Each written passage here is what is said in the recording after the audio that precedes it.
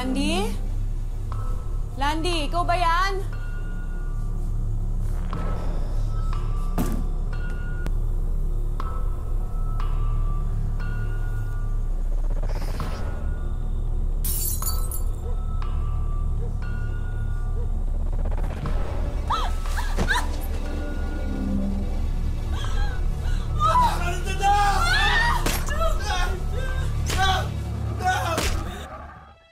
Matutungayan po ngayong hapon ang kwento ni Lenny. Siya'y gaya ng ibang ilaw ng tahanan na inuuna ang kapakanan ng kanyang pamilya. Ngunit ang kanyang paghihirap at pagtsatsaga ay tila mababaliwala nang dahil sa isang matinding karahasan na susubok sa kanyang pamilya.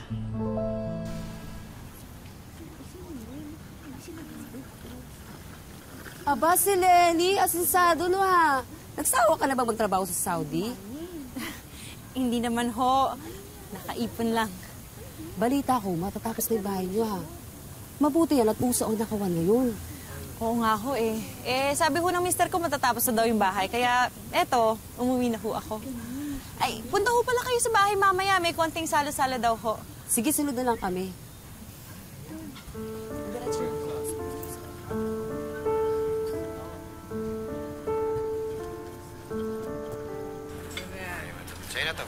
Nandito na pala misis ko eh. Uy! Maligaya pagbalik sa ating mansyon. Pasensya ka na, hindi kita nasundo. Kailangan ko samahan yung mga bisita natin eh. Okay lang yun. Ayoko rin naman kayong maabala eh. Pare! Welcome back! Tagay-tagay. Sige, mamaya na lang. Asan yung mga bata?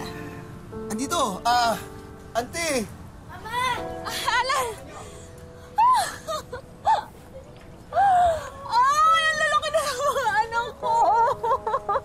Tara na. Namiss ko kayo! Halika dito. Tara na, pagpahingayin muna natin si mama niyo. Tara na, pasok na kayo. Sige, halika. Sige, ipakita niyo sa akin yung bagong bahay natin. Halika. Pare, balik ka. Balik ako. Halika dito, palagay dito. Lenny, kita mo naman ha. Pinaghandaan namin yung pagbabalik mo. Masaping pulutan na hinanda ko. Tapos maraming alak.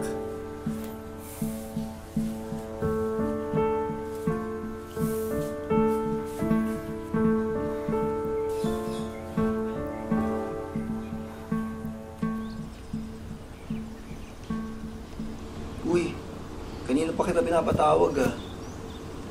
Nakakaya naman sa mga bisita natin. Naghihintay sila. Anong nangyari?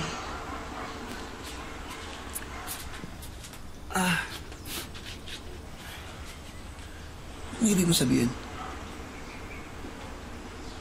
Di ba sabi mo patapos na yung bahay? Bakit ganito? Ganito? Maayos naman ah. 2 taon akong nawala pero parang wala pa rin pinagbago yung bahay. Saan napunta yung mga pinadala kong pera? Eh di dito, sa bahay.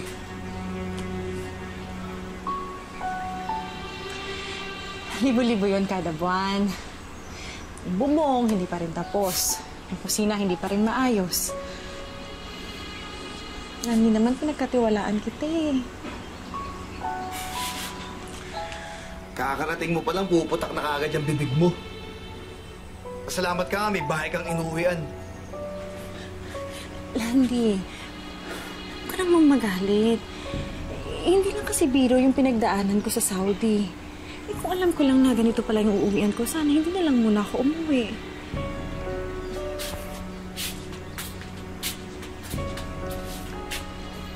Eh kung ganyan lang yung pasalubong mo, sana hindi ka na lang umuwi.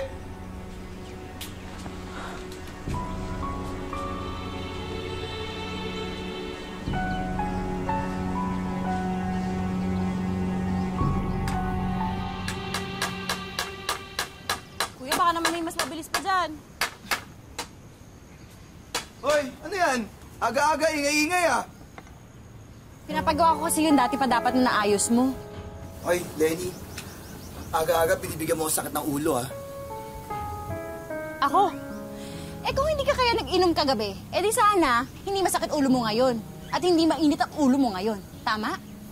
Sana, kung di ka gabi-gabi dumadakdak, di ako gabi-gabi umiinom. Ako na naman. Tama na, pabayan mo na yan. Sige na, pumasok ka na dun sa loob. Kumain ka na ng umagahan. Sige na. Ginagamit nyo ba yung gamit ko?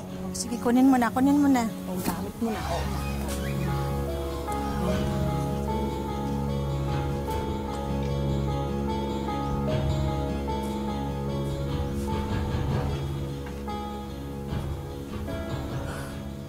Ano, Manong? Kano pa bang babayaran ko dyan? Ito po, ma'am. Ito pa ho lahat ng babayaran ko. Baka naman ang pwede humingi ng tawad. Wala na kasi akong budget eh. Pasensya naman, ma'am. Yan ho talaga yung halaga eh.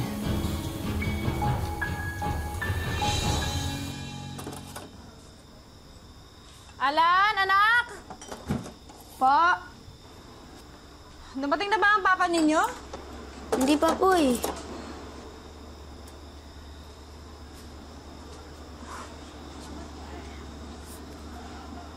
Anak, nung wala ba si Mama, lagi rin wala ang papa ninyo? Okay ka lang ba, Ma? Hindi ko na alam kung anong gagawin dyan sa papa ninyo eh. Pero huwag ka mag-alala. Okay lang ako. Sige na.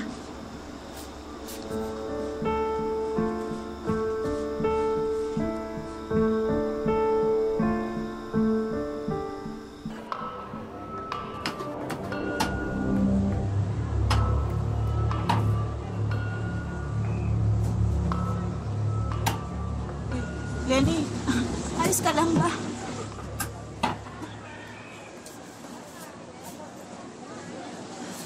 Problema nga ako, auntie. Hindi ko alam kung aabot pa sa katapusan yung naipon ko. Halos lahat ng pera ko punta na sa pagpapagawa ng bahay. Eh, bakit kasi hindi niyo muna itigil yung papagawa ng bahay niyo? Mukhang yun na nga ako yung mangyayari. Nangihinayang lang ho ako kasi... Siyempre gusto ko naman ho, di ba? Lumaki yung mga bata na may maayos na bahay. Kaya naman ho ako nag-abroad eh. Yun naman yung rason para sa kanila. Para sa mga anak namin. Eh, napag-usapan niyo na ba ni Landy kung anong ginawa niya dun sa pinapadala ng pera? Alam niyo naman ho yun. Kapag tinatanong ko, laging aburido agad. Parang ako pa yung masama. Eh, anong plano mo?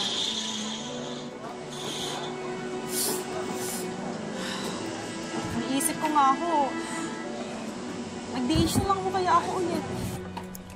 Okay. Oh, Ayan, nandiyan na si Mrs. Ibibira ka na namin makasama niyan. ha, ito ba yung mukha ng mukhang under? Tingnan yung mabuti to. Ha, Di ba nga si Mrs. yung nagkatrabaho sa inyo? Eh di, siya yung masusunod. diyan kayo nagkakamali. Ang lalaki na susunod sa pamilya. Ako pa rin nagdidesisyon.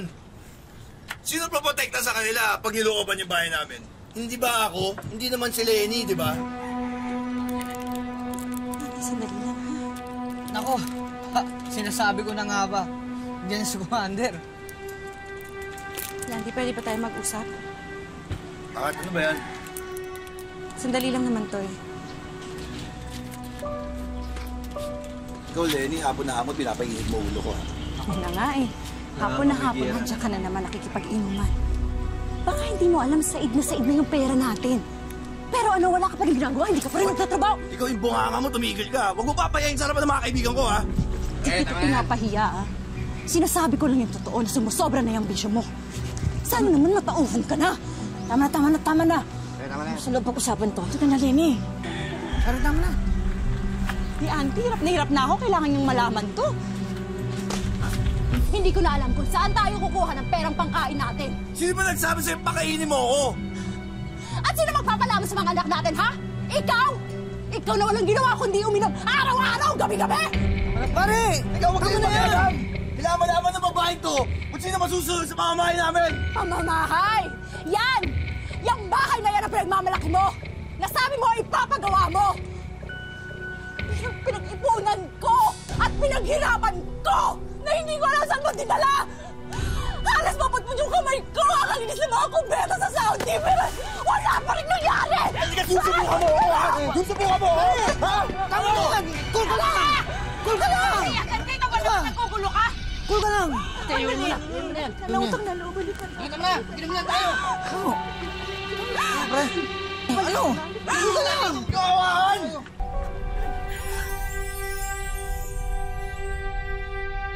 Wish ko lang.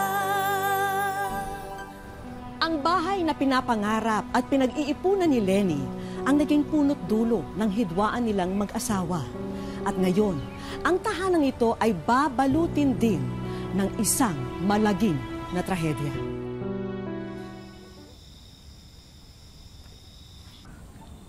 Lenny? Lenny? Sana naman ba si Landy? Baka ho, kasama na naman yung mga kainuman niya. Alam mo, kailangan itigil na itong away kayo ng away mag-asawa eh, ha? Hindi pwede away kayo ng away, ha? May bahay nga kayo, bangayan naman kayo ng bangayan. Siya naman ho yung may kasalanan eh. Siya yung pabaya. Sige, nandun na tayo. Pero, kailangan malaman ni Landy na kailangan mo ng suporta niya. Diba? Hindi rin naman pwedeng wala kang lalaki sa bahay eh. Tsaka tandaan mo, ginagawa mo to, hindi para sa'yo, hindi para sa mga anak mo. Diba?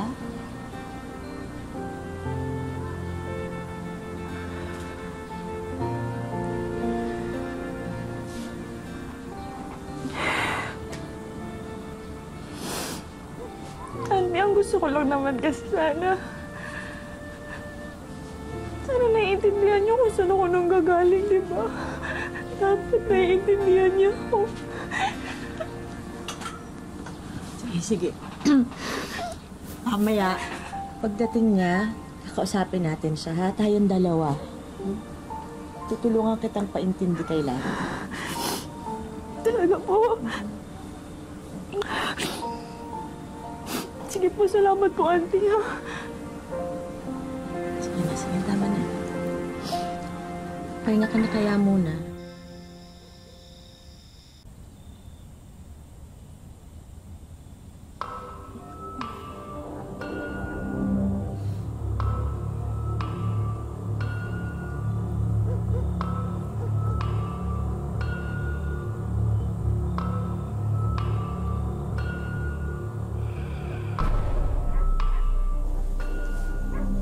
Landy?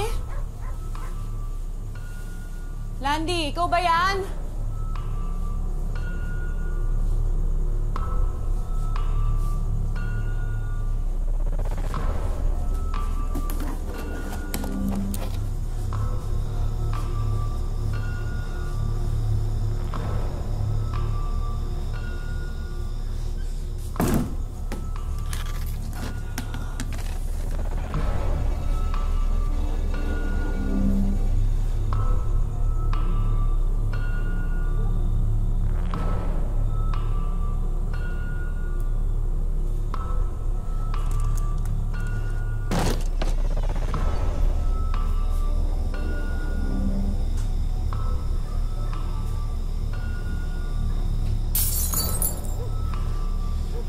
Lasing ka na naman. Hindi mo na talaga ako binigyan ng kahihiyan. Kakahiya ka sa mga kapitbahay. Puro ka nalang inom araw at gabi. Kaya nga tayo nawalan ng pera dahil dyan sa bisyo mo. At ayaw mo pa rin tumigil? Maawa ka naman sa mga anak mo. Ang dami mong satsad, ha? Ang dami mong satsad! Ha? Tumimig na! Tumimig na! Tumimig na! Hindi mo ba ako sinabi? Kung gusto mo ngayon namin ang buong buhay mo, sige, magsama-sama kayo ng kabarkada mo. Muna kaming indamay! Huwag ka dito! Matuto ka na sa katuwin ako, ha? Katuwin ako! Lalaki ako, ha?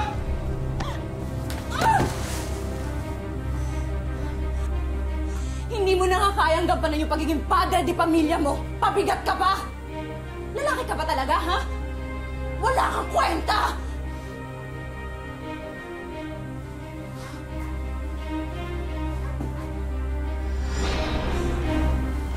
Landy, anong gagawin mo dyan? Bitawan mo yan, Itak. Ano? Bitawan mo yan! Ano? Ha? Mamagaling ka pa? Ha? Ano? Ano? Tuturuan ka leksyon! Ha? Ano? Mama!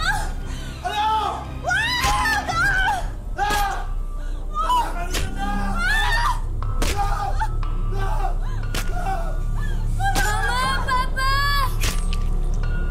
Papa, tama na po!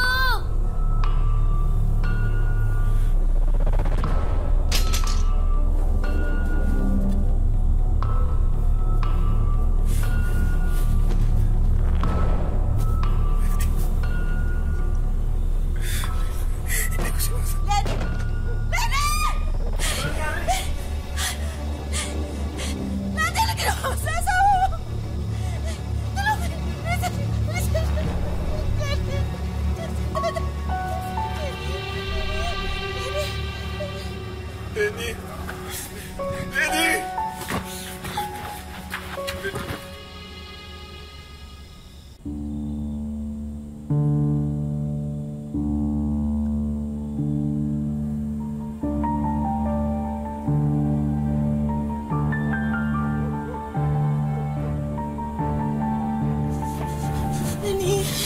Masyado nang malalim ang natamo ng sugat ng braso niya. Baka mahirapan na tayo mabalik ito. Hindi, Dok. Hindi pwede, Dok. Kailangan niyo siyang tulungan, Dok. Kailangan niya gawa ng paraan.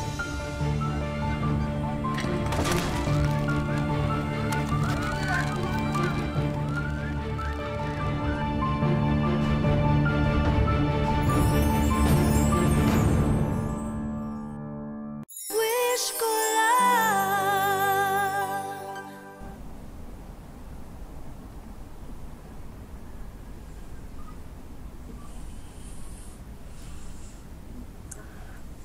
Auntie, anong nangyari, anak? Anong nangyari sa akin?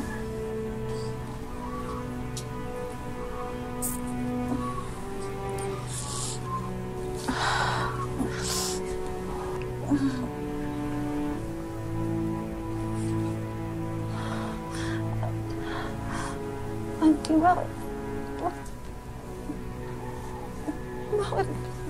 Hindi ko magalaw yung kamay ko.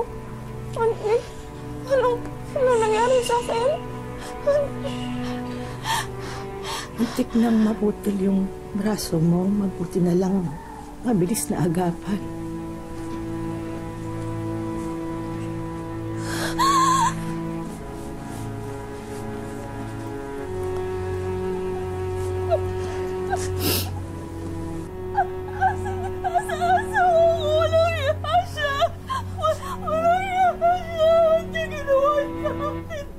Wala na si Landy.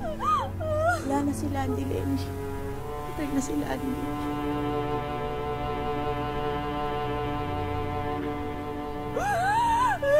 Hindi mo ayos na. Nakunin na sana pinatay na lang niya ako. Sana pinatay na lang din niya ako. Sana pinatay na lang din niya ako. Lenny, naman na huwag ka magsalita ng ganyan. Lenny, mga anak mo, Lenny. Hinihintay ka ng mga anak mo, Lenny. Wala niya ako.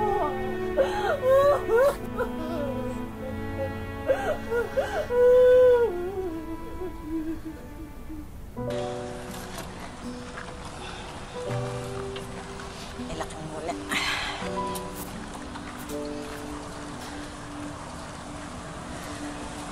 Alam ko na mahirap ang pinagdadaanan mo. Pero sana, isipin mo palagi, hinihintay ka ng mga anak mo, ha? Kaya kailangan mo magpakatatag. Binigyan ka ng Diyos ng isa pang pagkakataon. Kaya huwag tayong mawawala ng pag-asa, ha?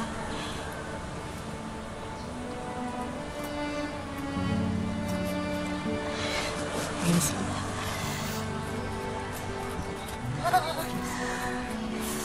Akala namin hindi ka na babalik? Nandito na ako ulit. Nandito na ulit si Mama. Huwag mo na kaming iwan ulit, ha?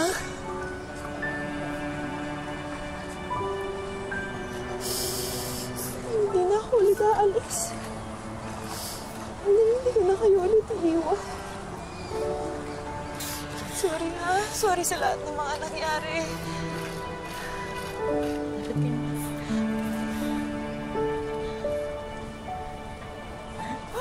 Malalagpasan din natin lahat na ito.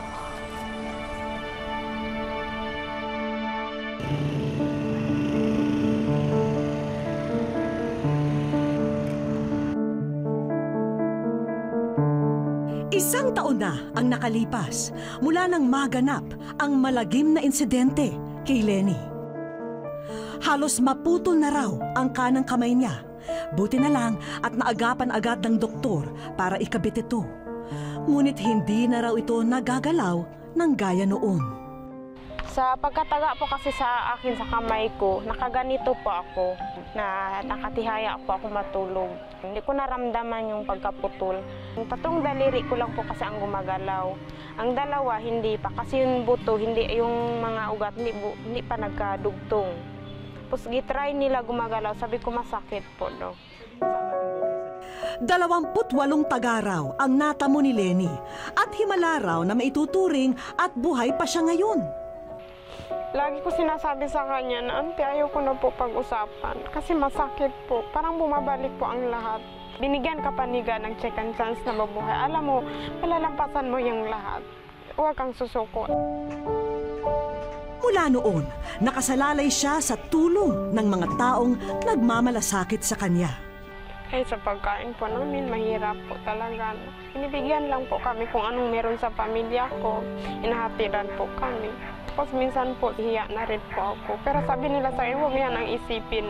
Isipin mo, nagagaling ka pa, mag-pray ka. Hindi man mabura ni Lenny ang mapait na kabanata ng kanyang pamilya.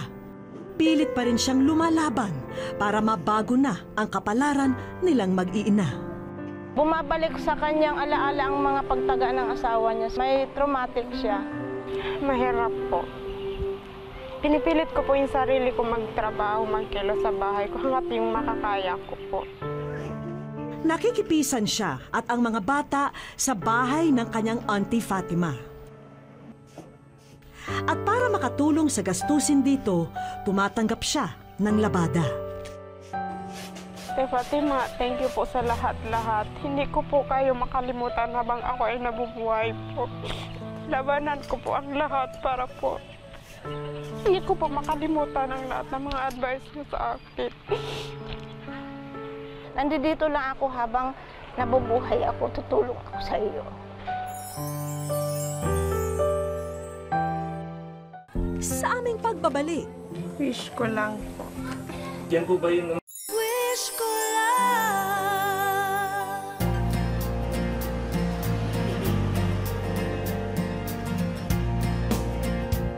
habang abala sa pagliligpit ng mga gamit sa eskwela ang mag-iina, isang package ang pinadala para kay Lenny. Ako po. Hello po. Magandang hapon. Ikaw po ba si Nele? Ako po. Hindi lubos maisip ni Lenny kung kanino nagmula ito. Gamit po ng mga bata. Isa-isa nang tinitignan ni Lenny ang laman ng padala. Masaya po. Kasi ngayon lang po ako nakaano ng ganito. Hanggang sa bumungad sa kanya ang isang photo album. Nakalakip dito ang mismong liham na ipinadala ni Lenny sa Wish Ko Lang. Dear Sir, maawis ko lang. Ako po si Lenny, Lamigan, Takpan. Wish ko lang po. Sobrang happy po. Kasi nakakatulong po kayo sa mga anak. Lalo na po sa aking mga anak. Natutuwa rin kami sa pagpunta ninyo sa amin. Maraming salamat.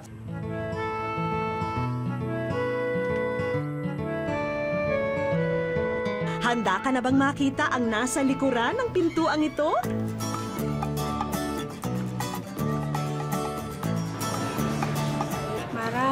Maraming salamat po sa wish ko lang. Ang una naming sorpresa para sa mga bata. Laguan. Dami-dami nilang laguan, Sige, marami, Ayun pa, Sige, Maraming salamat sa mama ko kay pinasaya niya kami. Sobrang saya po. Kasi ngayon na po sila nakakatanggap ng ganito. Para kina Alan, Angel at Steven, sinamahan na rin namin ito ng vitamins at mga damit. At ang lucky box na ito, naway makatulong bilang ayuda para sa inyo. Wish, Financial Assistant Lenny Takpan. Hindi maubos-ubos ang kasiyahan namin para kay Lenny. Para sa future ng mga anak niya. Sisikapan ko po na maglalago po siya. Magandang hapon sa iyo, Lenny. Narito rin ang ating mga kaibigan upang tuparin ang isa mo pang kahilingan. Ikaw ay aming bibigyan ng scholarship galing sa TESDA. Ikaw ay magkakaroon ng libreng training sa gusto mong skills para sa iyong kabuhayan. Startup capital, may allowance, at saka libreng assessment. Yung assessment po, alam nyo, yung nagpapatunay na kayo po ay kaya nang gumawa ng kabuhayan bunga ng inyong natunan sa pagsasanay sa TESDA. Maraming salamat. Wala pang ano yan. Hinto ka na rin sa paglalabada ha, dahil may bago ka na ring pagkakaabalahan na kabuhayan. Malaking bagay po na makatulong po sa akin mga anak. May mapait man na yugto ang mag-anak ni Lenny. Hindi pa huli ang lahat para maghatid pa rin ng liwanag ang ilaw ng tahanan. Dahil ang isang tahanang tunay na masagana, binubuo ng pagmamahalan at pagpapahalaga sa pamilya. Hanggang sa muli mga kapuso, ako po si Vicky Morales at ito ang Wish Ko Lang.